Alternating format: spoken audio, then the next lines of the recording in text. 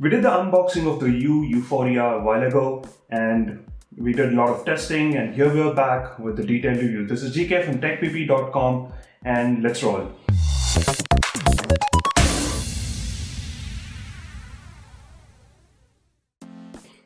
So let's talk about the design first. There was a lot of bragging about the metal aspect in this. They even called it the metal miracle and all that. Yes, there is a lot of metal. The rim around this at this price range, $6,999. No other phone has the metallic build on it or the metal elements on it.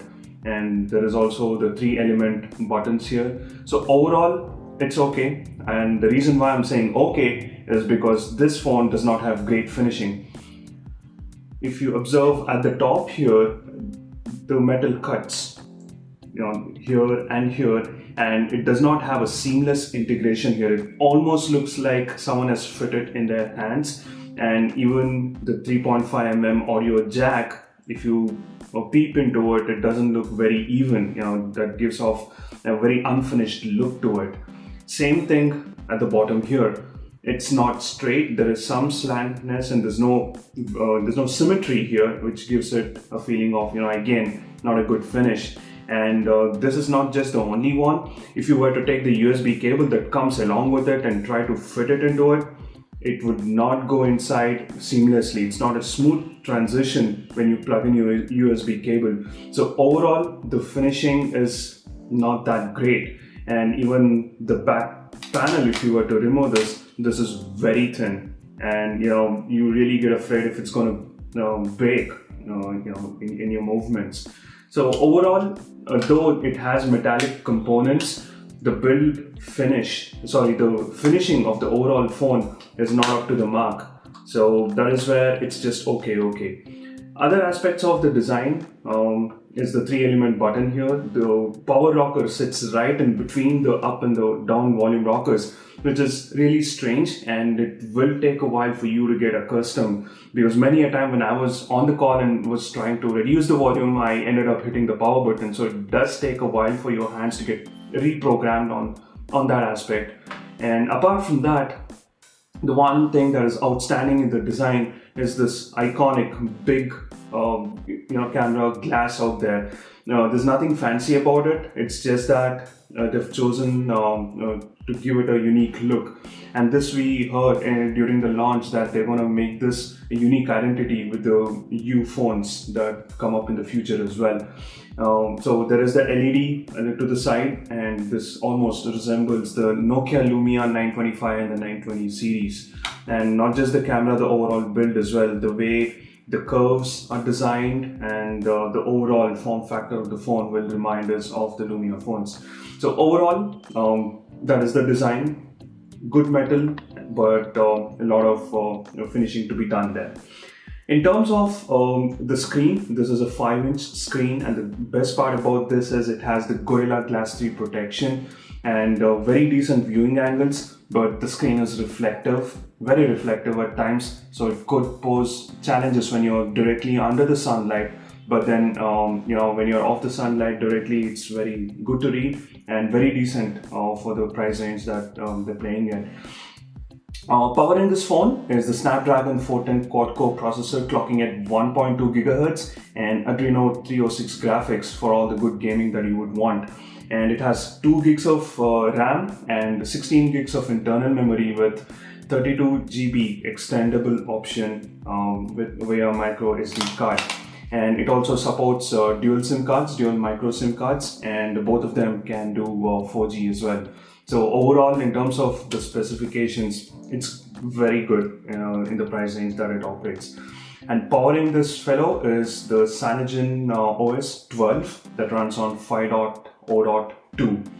So how is the OS on this? Obviously, with the kind of specs that it has, one would expect very smooth performance. Yes, it has very smooth performance, but it does come with a lot of bugs. For example, the dialer app was crashing, and when I was taking pictures, it used to crash occasionally also. So I've taken a screenshot of one such thing, and let me show you that. So it frequently used to crash my camera when I was out there clicking pictures. For some reason, after a while, it became so much that I had to reboot the phone, and then it stopped. So these crashes come if you're on the dialer app, or you're on the gallery app at times also. So it's little unpredictable out there, but in terms of the performance, it is smooth. I did not find any lag whatsoever, so that's a great aspect to this. But since this is a software issue, we expect Cyanogen to roll out few updates via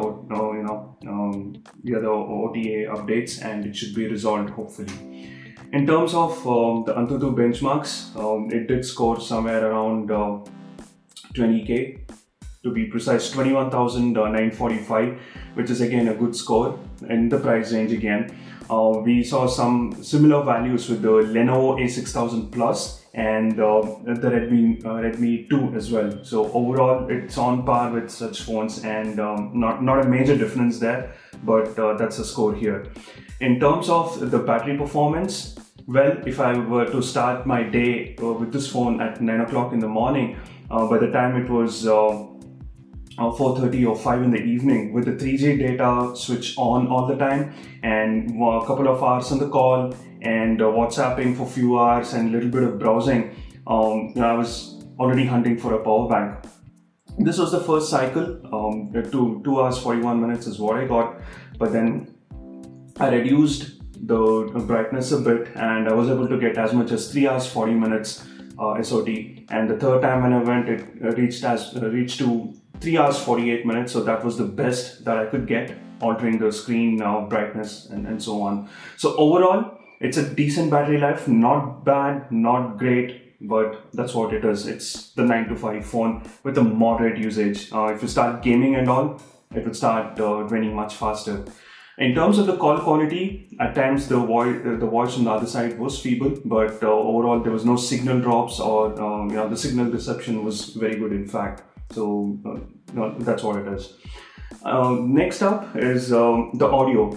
This comes with a special chipset for enhanced audio, and the voice quality on the loudspeaker was really good. And if you were to plug in the earphones, again you get enhanced audio output, but be warned that the earphones that come with this are of very, very poor quality, and they've tried to mimic, or this looks like a knockoff of Apple earphones, but this really pokes the ears when you plug it into your ears. So you might want to spend a little more, say 800 to 1,000 rupees, and get yourself a decent pair of earphones. It's really bad on that, and many times when I was on the call with the earphones plugged in, the party on the other side could hardly hear me even in the quietest of the conditions. So that's what it is.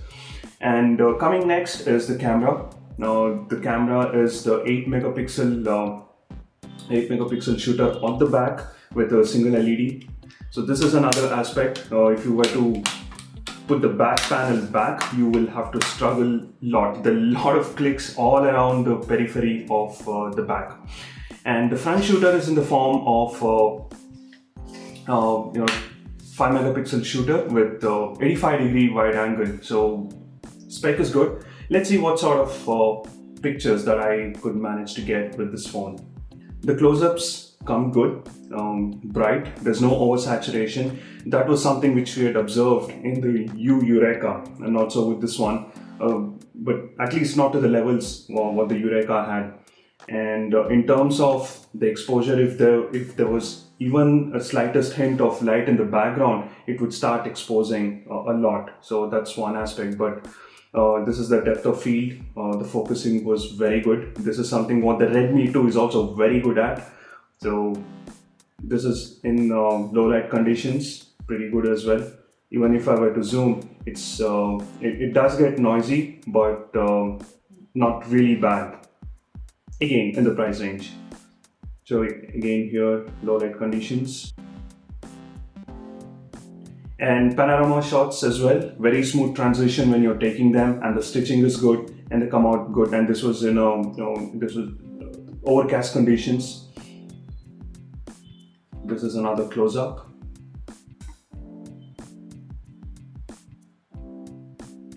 So it does maintain details at decent levels. This is another macro shot. Again, if you observe here, it's overexposing.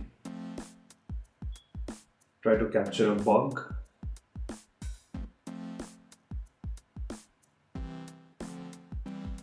This is again a panorama shot. There you see it's kind of washed out in this portion. Then again I got lucky in the other shot. So overall the camera is unpredictable when you have the light in the background. It's so much of again, there's so much of exposure over here. So let me show you another shot. This one is a close-up. Again, like I mentioned, it's unpredictable. You can hardly tell the demarcation with one petal to another petal, while the other shot was good, not so with this one. And yeah, this is a panorama shot that came out really well, and the reason is there's no sun in the background here. The sun was on the other side, so this comes up really well. So overall the camera is good enough, unpredictable, but if you have a light in the background, then yeah, it overexposes. This also was a good one.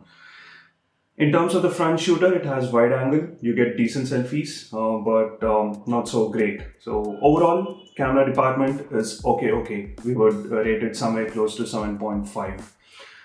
So that was about the Yureka Yuphoria, sorry, in terms of the camera. How does it perform in terms of the gaming? This is one area where I was really pleased. Though I did gaming of extended hours, like 30 minutes, 60 minutes, it did get heated up in the rim and as well as the glass in the back, but never so overheated that I was feeling uncomfortable and just wanted to drop the phone off. So let's play a round of Asphalt for showing you how it performs. There was no, there's not many lags. Rather, if I were to game for 1 hour, it did have a couple of lags, but that's okay. There were no frame drops. The voice, the audio output is really good.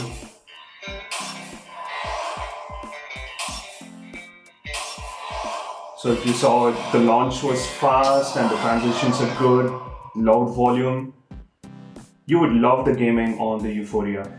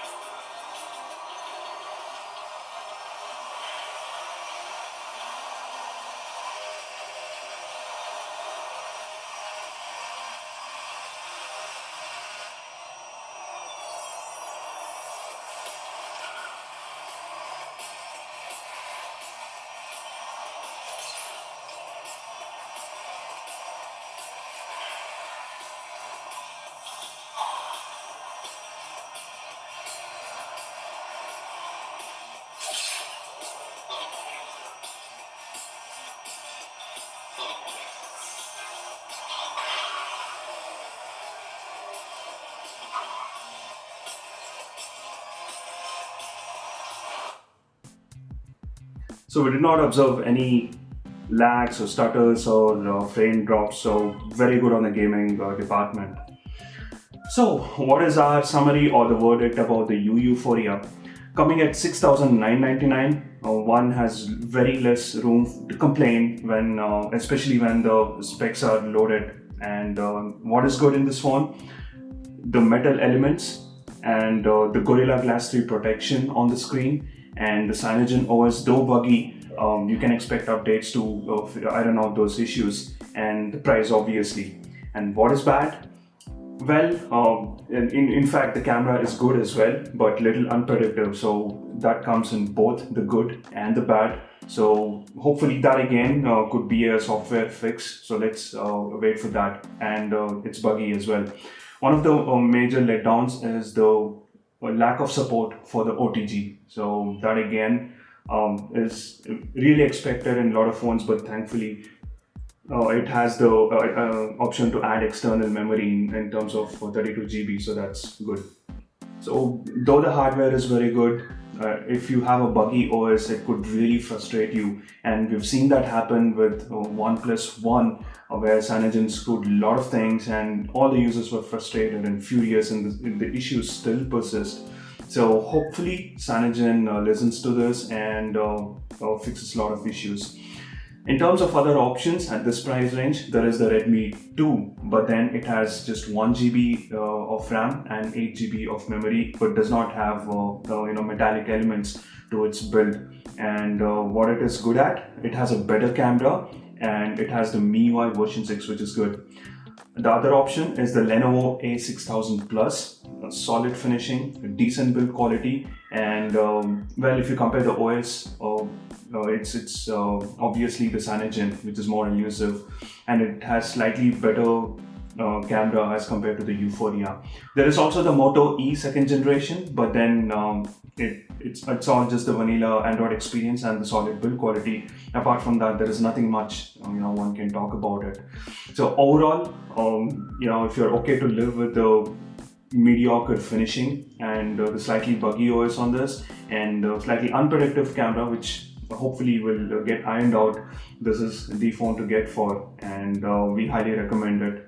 So get yourself one and you won't be disappointed for the price that you're paying. Again, it's the price that matters here for the specs. So hopefully you like this one, and do subscribe if you found this useful for more updates in the future. This is GK from TechPP.com signing off until next one. Bye bye.